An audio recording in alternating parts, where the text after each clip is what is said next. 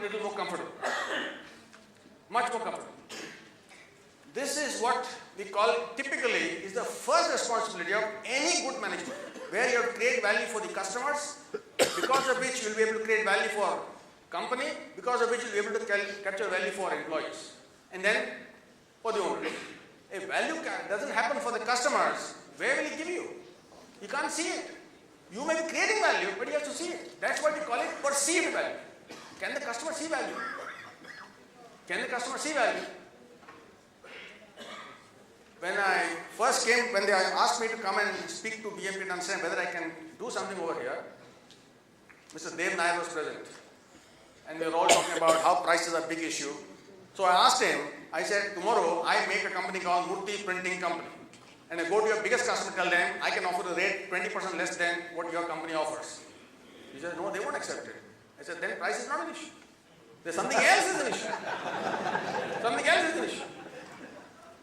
There's a risk, whether we'll be able to deliver the right color. Invariably we take our own history, our own capabilities at a discount and take anything else as equal. There's no reason why it should happen. There's no reason. Now the question is, how do you implement this? There are 6 basic steps. You talk of internal manufacturing, you have systems. You have pre-press, printing, then post-press, you have all those systems. But when it comes to managing the customers, you basically have these 6 steps, which invariably is short-circuited. It's invariably short-circuited. We only talk about products. In terms of customers, how do you create value for them? On the measure that they are going to measure you, how well do you perform? In the IT industry, they call it what is called SLAs. So they say, on what are you going to deliver? On those measures are given. This measure, this is what you deliver. This is what has to be done. This is what is done. Similarly, you have in your own line, suppliers will be evaluated. On what basis are being evaluated? What are those parameters? You want to start looking at it. When it comes to chosen customers, it also means you are choosing who our competitors are going to be. Do you want to choose the person in the same industrial area as your competitor? Or is somebody going to be somewhere else? Invariably, we choose a competitor who is going to have higher cost structure, who is going to be able to offer less response. You are going to be successful. So when choosing customers, we also talk about choosing which competitors you want to go up against.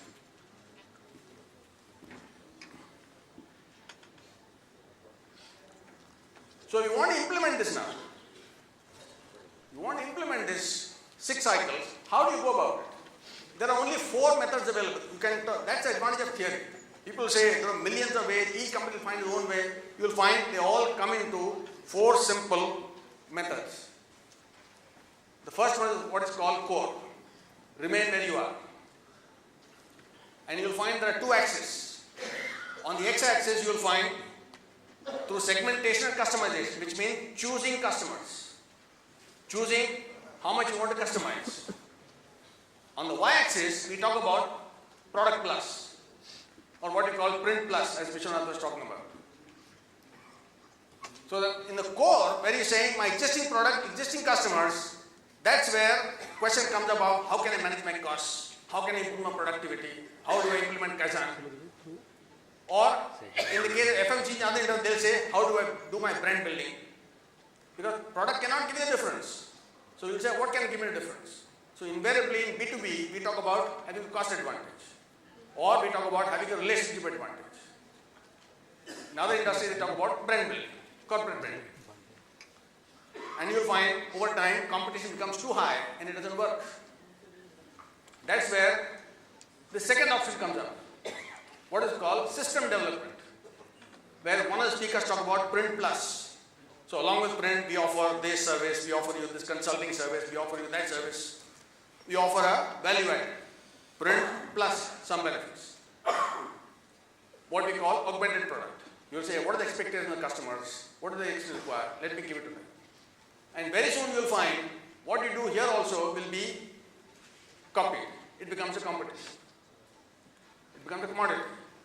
You won't have an advantage. Because again, you're still talking about a product. You're not bringing the reference to a customer. For which customer is this going to make sense? We don't do it. We say, oh, my product, I'll offer them credit, I'll offer them free artwork, I'll offer them free this service, I'll offer them mailing, I'll offer. It's all about a standard. I've got, just like a price list, I have a terms. Again, it is a very product centric method. And invariably when you do this, you'll find you will pay for the print, for other items, it will go free. Typical. That's what we'll have. What is the third option? What we call targeted extension. Targeted extension means you select which industries you want to operate, which markets you want to operate, and come up with customized solutions. So that's why segmentation and customization. So you select, oh, these are the companies I want to really, or industries I want to really concentrate on. And for them, this is the extent of customization that I can do. And that's where the RX example comes in. Very focused. Now when he does that benefit service to that customer, how many competitors will be there? How many? Even potential competitors. Very little. Very little. Same way we talked about managed services, where you say, okay, I take up these services and take up the entire solutions for them. Just like what we have in production called JIT2 systems. You offer JIT2, total solutions. It's not just supplying the product, right from managing inventory to everything else. If you look at travel agencies, they will, in large companies, they will appoint their own staff and manage the entire travel requirements. They take over that cost center. That's what they do. Same thing happens in security. So the entire service is outsourced because you have domain knowledge how exactly to go about for that particular industry. Very potential method, very successful, very lucrative. And you'll find number of competitors dramatically comes down. Industry after industry, you'll find this happen. If you go to the IT industry, you'll find there are people operating on the mutual fund industry, some people operating on the insurance sector, some people operating on the banking sector. Each one takes up a specialization and he says, I'm the master of it. If you're bigger, you can master 2. Still bigger, you can master 3. But nobody says, I can do everything. But you become master of a few, where the number of competitors will be few, and then you'll find customers do not have so many options of whom to talk to. That's what happens. From a machine or a volume mindset, you come to a customer or a value mindset. For which customers can I deliver outstanding value? Where the customer will say, to hell everybody else, I want this item. They understand the product problem, right? And they'll be able to solve this. And you want to understand why this also helps. You will find in most of these multinational companies today, people even at lower management levels are paid something like 15 lakhs plus, 20 lakhs plus. The cost of dealing for them, forget the product, the cost of dealing with a company is very high. What we call the cost of acquisition. They can't afford it. And they're having less and less people with high and high turnover. So there's nobody with domain experience to understand how to go about this. So they want somebody who say, oh, this person knows it, let him do this. Let's get this vendor, let him manage the whole solution. Right from product, they are thinking of solutions, but we are still thinking in terms of products. And then you have the fourth option, which invariably has bypassed the print industry. Outsiders have taken up this position.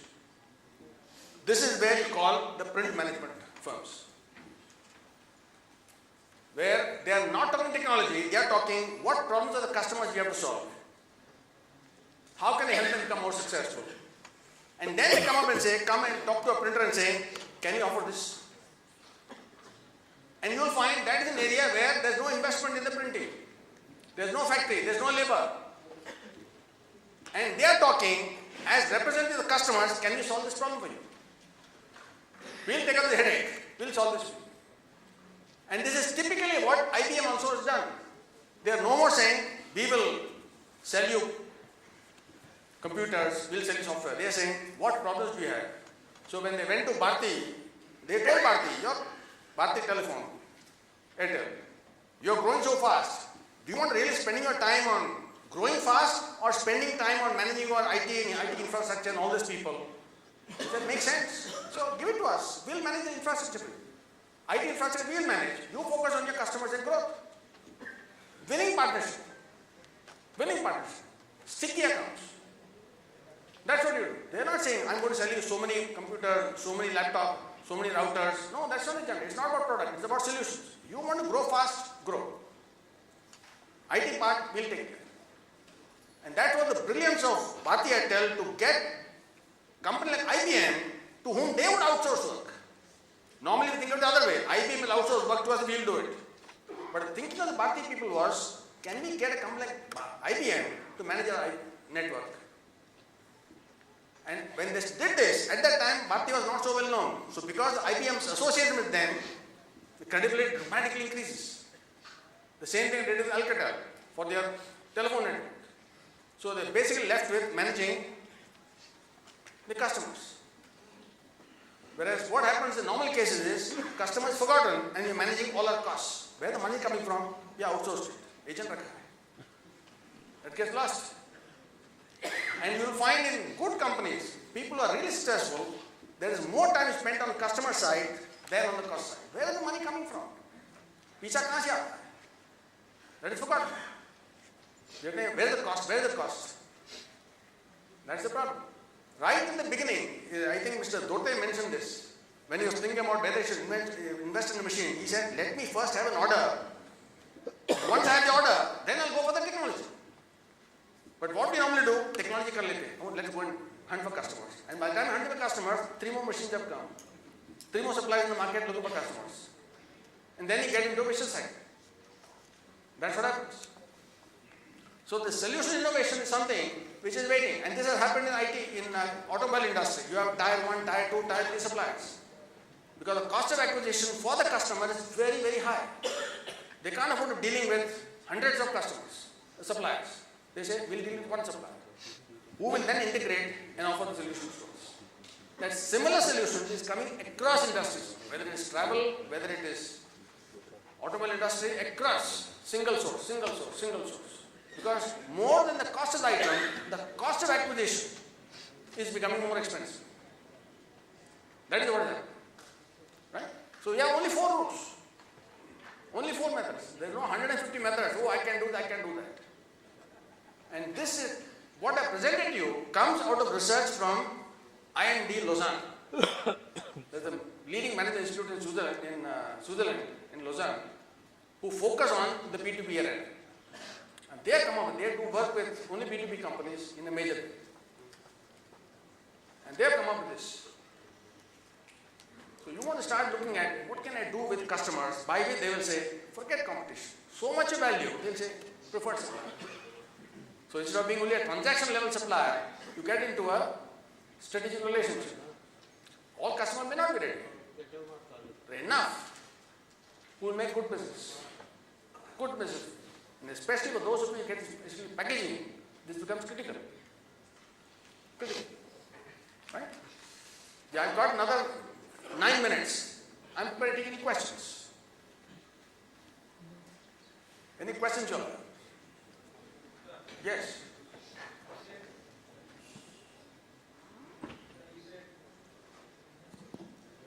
You said you should have some job and you should invest in machine. Mm-hmm. I beg to differ here. Mm-hmm. If you have innovative product, you have your own machine. Customer don't need it. They have not seen the product. So how does you go about it? Because they have not seen, they have not want to buy it.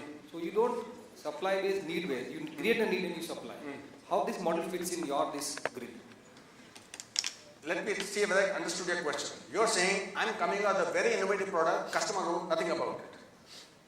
How do I go about it? And they don't see it, they don't have need for it now. They don't have a need also for it. But I'm creating a need and we want to supply that. How this route fits in? If I were an IBM or a Microsoft, I may attempt to do it. But if I'm a small company where a 5 crores this side or that side would make a difference, I wouldn't even do this. I will first start with a problem. Given that problem, I'll develop some customers who prefer to experiment along with me and then go along with it. Rather than simply saying, nahi, I know what the customer wants. Yeah, अक्कल है नहीं साले को, मैं समझाऊंगा. आज नहीं है, बाद में जरूरत पड़ेगा उसको. That is arrogance personified. You want to start with the humility saying that, can I get a few test customers? Test out a solution. Find out whether it really works. And invariably you'll find when you get into the market, what you think and what the market thinks may not match. That's why in IT they call it beta testing. They test it out.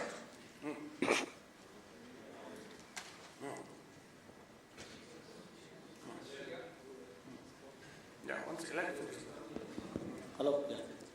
Murthy Saab, I'll just reposition the question what Amit has asked. You have said that what Tushar did was that he signed a contract with the customer and then he went for the machine or technology.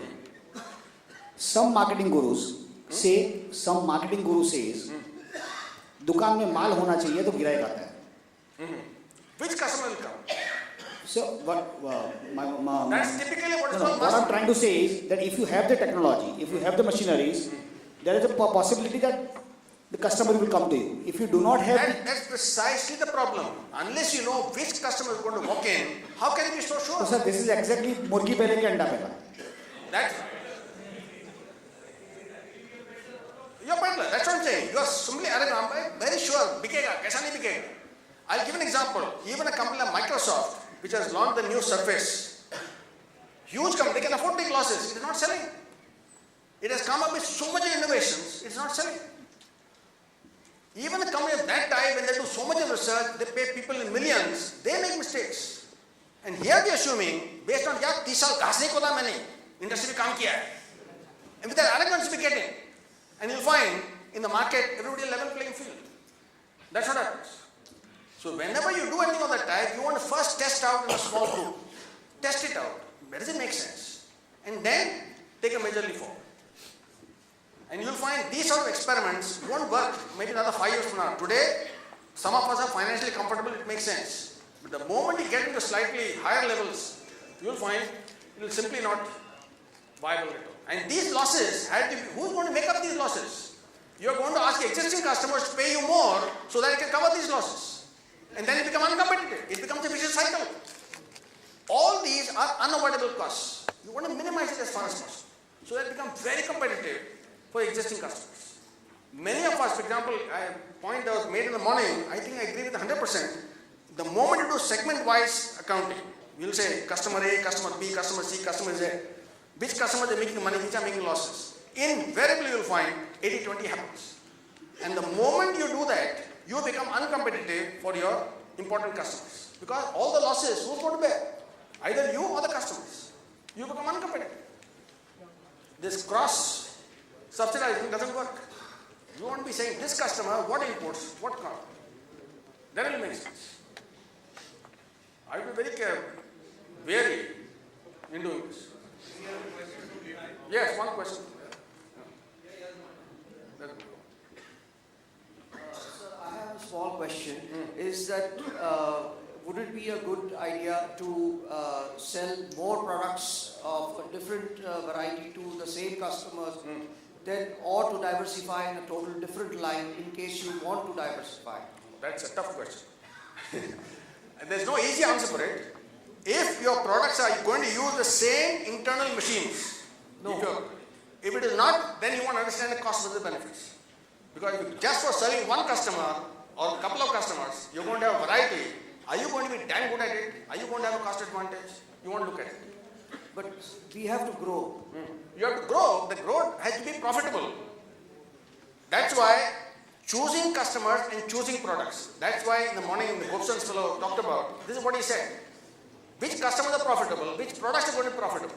Trying to do everything for customers, you will find invariably doesn't work.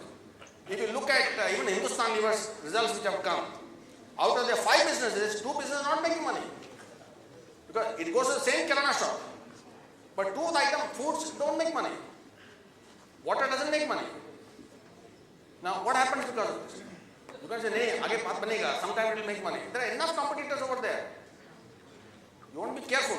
That scope of products and scope of market, you want to be very careful. And internationally you will find most successful companies are people who have a very wide, they are selling across the world, but very small product range. Coca-Cola only said colored sugared water, nothing else. You get a mind? If it comes to Adidas, Reebok, all these companies, they sell only sports shoes. They don't sell other things. It is about increasing the market scope and reducing the product scope such a way you become an outstanding leader. You look at HDFC Bank, you look at Yes Bank, any of these so fast growing, they don't offer 100 products. They don't. Look at McDonald's, they don't. When I go to Udupi restaurant, they'll have 600 products. You go mad. But they remain the single shop. कोई आगे बढ़ता नहीं है. हाँ? बढ़ो, बिल्कुल. Thank you, sir. It was a very enlightening talk. Thank you so much. Everybody loved this talk? Big round of applause for Mr. Murthy. A true teacher. He's taught us really well. Thank you, Professor Saab. We request our Amit Shah to please give him a small token of appreciation. Thank you, Professor Murthy. Thank you, Amit Shah.